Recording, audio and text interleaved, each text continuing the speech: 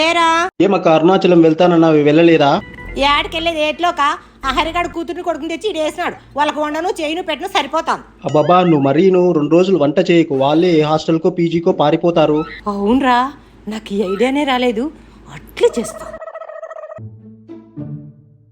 పెద్దమ్మ టిఫిన్ ఏం చేయలేదా? లేదమ్మా, కొద్దిగా ఆరోగ్యం సరిగ్గా లేదు. డాక్టర్ రెస్ట్ తీసుకోమన్నాడు. నువ్వు రెస్ట్ తీసుకో, కానీ ఎలా చేయాలో నాకు చెప్పు పెద్దమ్మ, నేను చేస్తా.